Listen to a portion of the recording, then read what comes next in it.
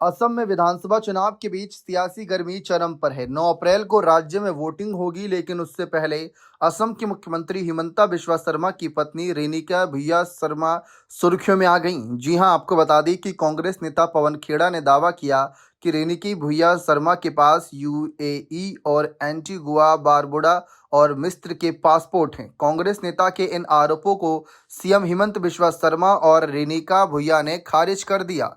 बता दें कि जिस तरीके से ये मामला गंभीर हुआ, देखते ही देखते सोशल मीडिया पर तमाम तरीके की अटकलें लगाई गईं। रेणुका ने पवन खेड़ा द्वारा लगाए गए आरोपों के बाद शिकायत दर्ज करा दी। पवन खेड़ा के इन आरोपों के बाद प्रदेश में राजनीतिक विवाद खड़ा हो गया। मंगलवार 7 अप्रैल को असम पुलिस ने पवन खेड़ा के दिल्ली स्थित निजामुद्दीन निवास पर तलाशी ली। 52 साल की रेणुका अब तक राजनीति से दूर रहीं और उन्हें असम में एक कारोबारी महिला के तौर पर जाना जाता है।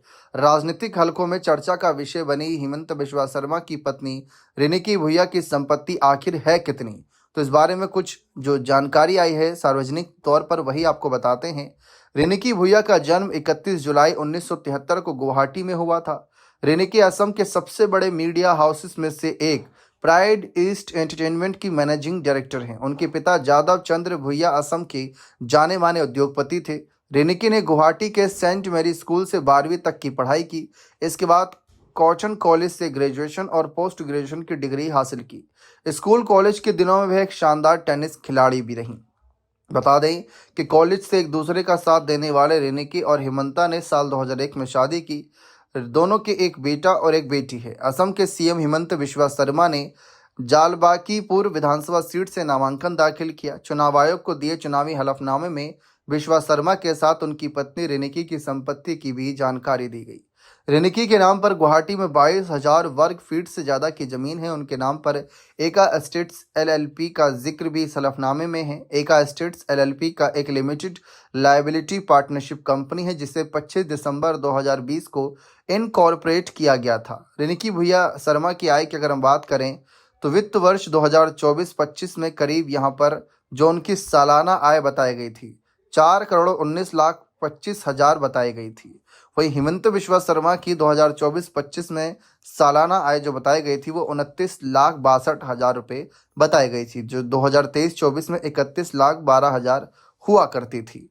वहीं रेणुका भुइया की कुल संपत्ति अगर हम देखें तो इसमें आंकड़े ये आए हैं कि जो इनकी चल संपत्ति है वो 13,54,15,978 और जो अचल संपत्ति है वो 19,25,60,000 रुपये। चुनावी हलफनामे के मुताबिक रेणुका भुइया के अलग अलग बैंक अकाउंट में कुल 3,16,298 रुपये जमा है, जबकि असम के सीएम हिमंता के अकाउंट में कुल 2,28,500 रुपये हैं।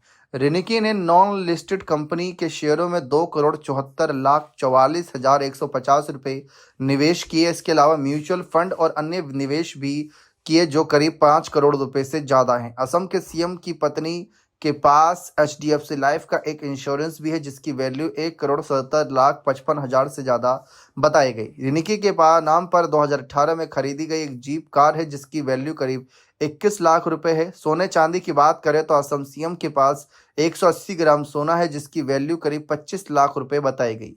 वहीं उनकी पत्नी के पास करीब 1459 ग्राम सोना है और इसकी मार्केट वैल्यू करीब 2 करोड़ से ज़्यादा होने की जानकारी दी गई।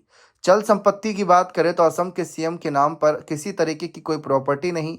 वहीं उनकी पत्नी रेणुका के पास गैर कृषि योग्य भूमि और रेजिडेंशियल बिल्डिंग दोनों है, जिनकी वैल्यू 19 करोड़ 25 लाख रुपए से ज़्यादा है।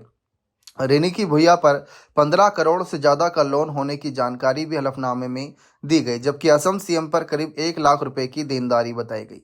इसके साथ ही असम के सीएम के पास कुल 2,36,89,787 रुपये की चल संपत्ति है, जबकि उनकी पत्नी रेणुका के नाम पर 13,54,15,978 रुपये की चल संपत्ति।